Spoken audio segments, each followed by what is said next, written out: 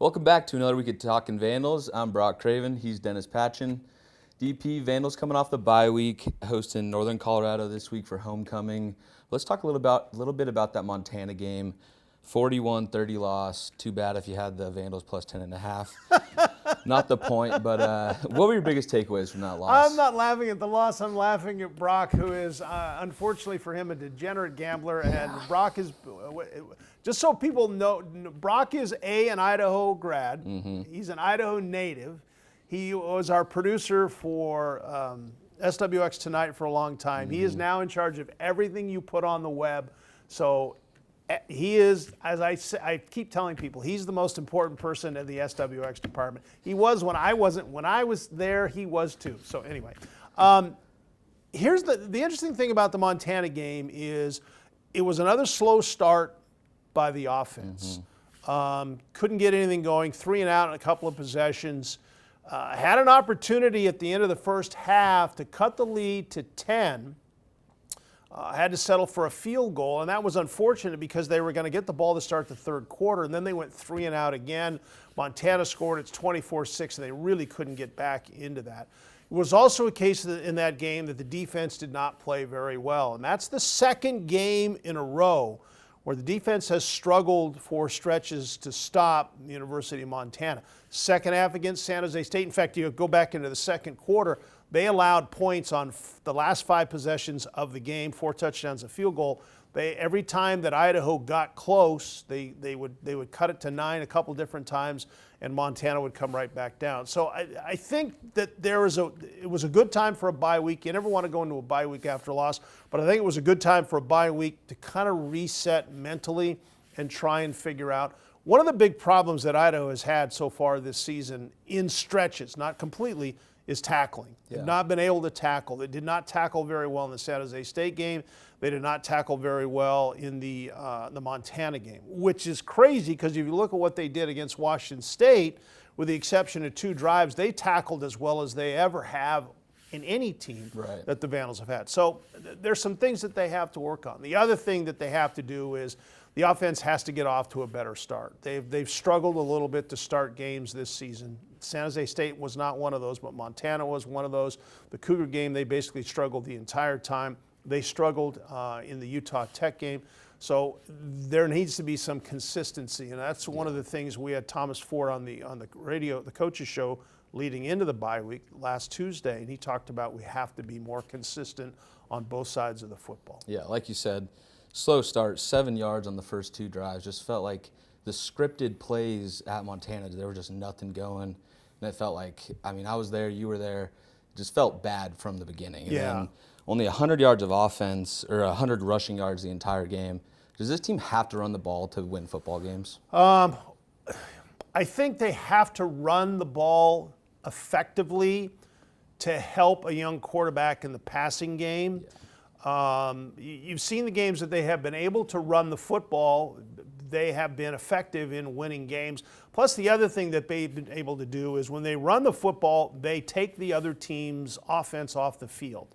7-minute drive, 8-minute drive. They had an 8.5-minute drive in that game against San Jose State. So if they can do that. The biggest problem is Eli Cummings didn't play last week. He was banged up. They're hoping, knock on wood, that he's able to play this week. I believe Thomas Ford did say that Cummings will be back this week. Okay, in his press conference today. We recorded this on Tuesday.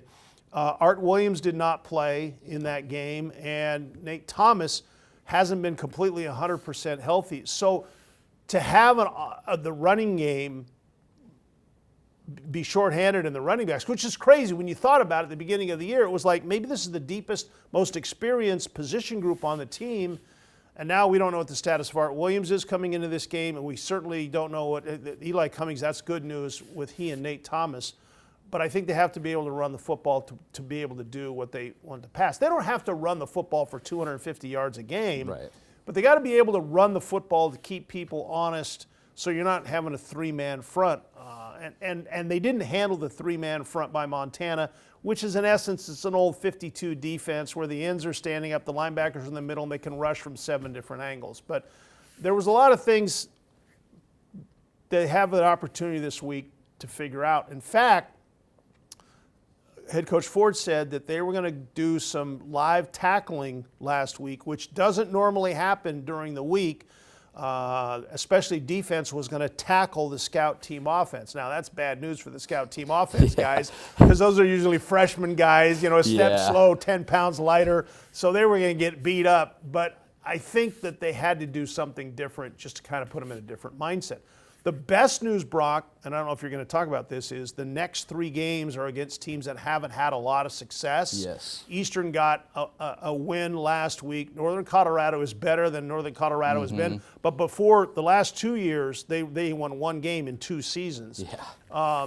And then Portland State is still winless on the season. So if you're going to get right, there's 3 games the opportunity, because you're now starting to look at, this is a team that already has 3 losses. They still have Davis at home, Sac State, Northern Arizona on the road. All 3 of those are ranked teams. If you lose 2 of those games, and you're 7-5, you're not getting up on that Sunday morning of Selection Sunday and feeling good about yourself. Right. And I was going to say that, like, this Northern Colorado team, 2-3, 0-1 in conference, just like the Vandals. Like, how important is getting this win at home? Because, like you said, gauntlet to finish the year. You look at these 3 games, they're winnable. And then the next 4 games are very, very difficult. How important is getting this win in the Kibbie Dome? I think it's gigantic. And one of those wins by Northern Colorado was against a non-Division I opponent to start the season. So in essence, in the eyes of the playoff committee, they're 1-3, 0-1 in conference play. It's really important. Is it critical? No. You could lose to Northern Colorado and win the rest of your games and still get into the playoffs. Because I think that's what we're talking about. Idaho is, what do they have to do to get into the postseason? If they run the table and win all of their last 7 games, they're probably going to get a first-round bye. If they lose 2 of these games, they may not get into the playoffs. So, I mean, it doesn't sound like the difference in 2 games is either getting a first-round bye or not making the playoffs. Yeah. But that's where we are. If you're a playoff team, you have to beat Northern Colorado. It's homecoming. You're back in the Dome, a team that hasn't played great. 8 straight wins in the Kibbie Dome. Yeah, the 3rd longest winning streak ever in the Kibbie Dome. Yeah. This is a game you have to win. Right. So the Bears have the 2nd best defense in the Big Sky, 2nd worst offense. What are you looking to see out of Josh Wood this game? Passing the ball or running the ball with Cummings back? Like, what are you looking for the Vandals to improve on? I think it has to be a 50-50 balance in this game. When you play a team that's good on defense, if you have to make them stop everything, they're not as good. Yeah. One of the things that the Cougars, that Idaho did in the Cougar game was they stopped the run and stuffed the run and kept the run from being. Washington State had to go to the pass, and when you're one-dimensional, it's harder to win games. Washington State figured out a way to win a game, but they were on the ropes because of what Idaho is doing on defense.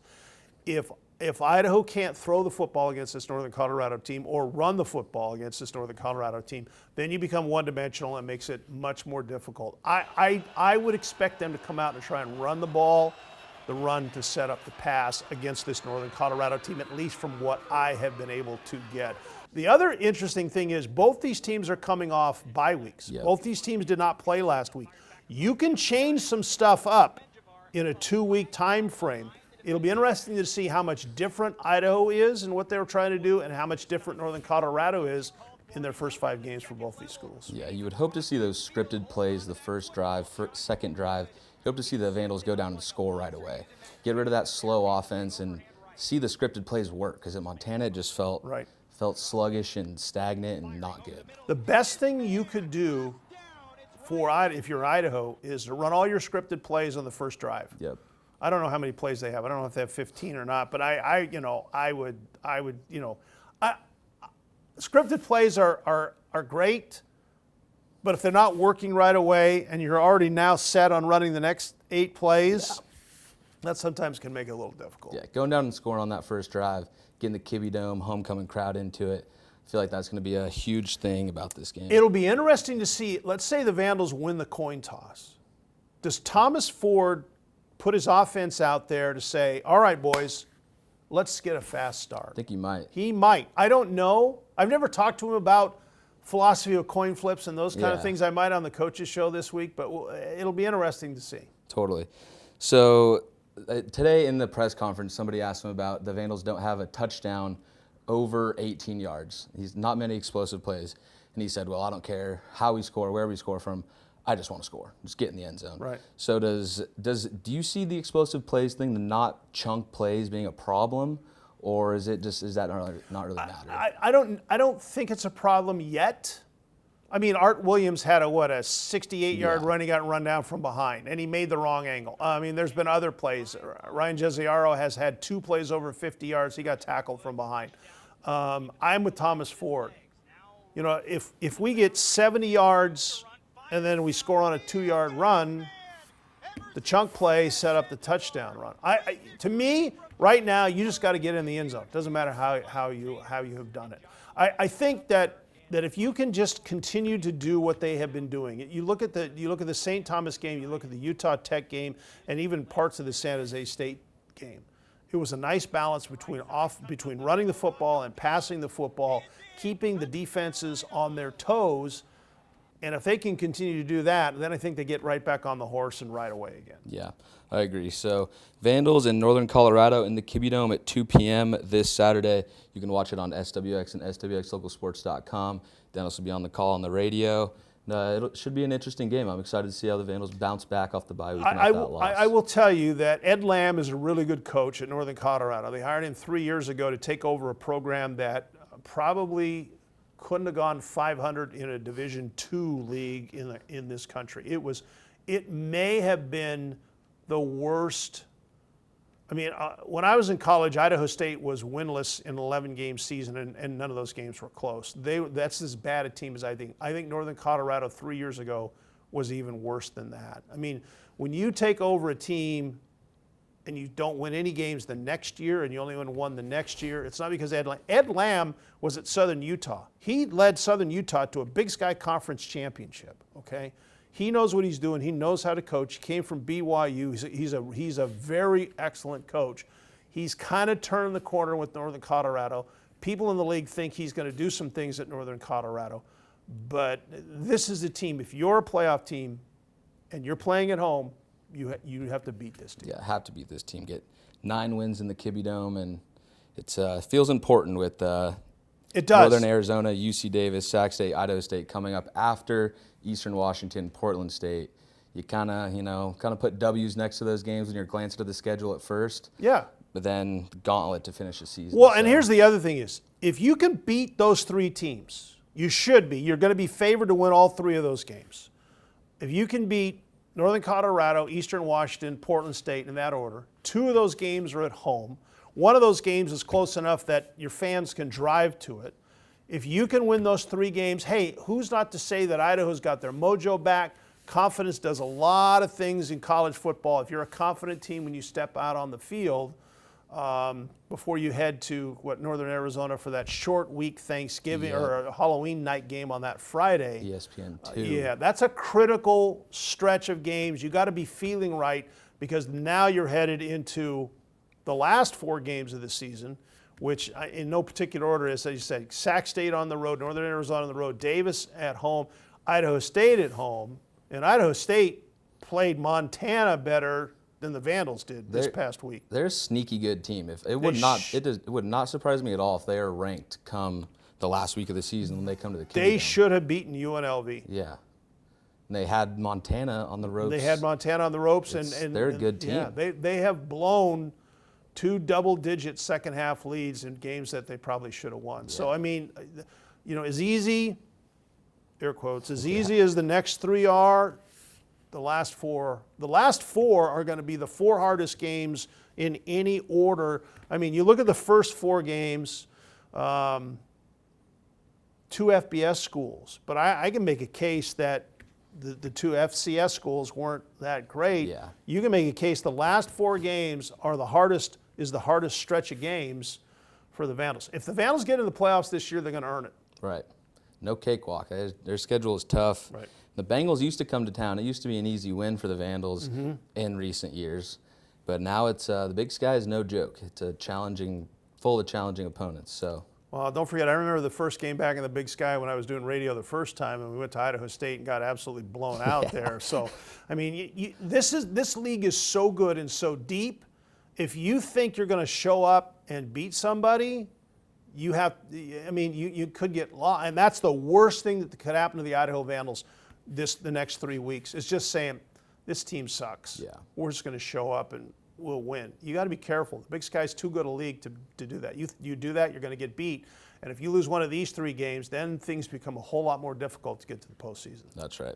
All right, well, Northern Colorado, come to the Kibbie Dome this Saturday, 2 p.m. kickoff. We'll have it right here for you on SWX, and we'll talk to you next time, DP. You will. Maybe you're here next week. Maybe Yeah, Noah. maybe we'll. Maybe Noah gets kicked out. He's over doing baseball. Yeah. So it was fun, Brock. Thanks, DP.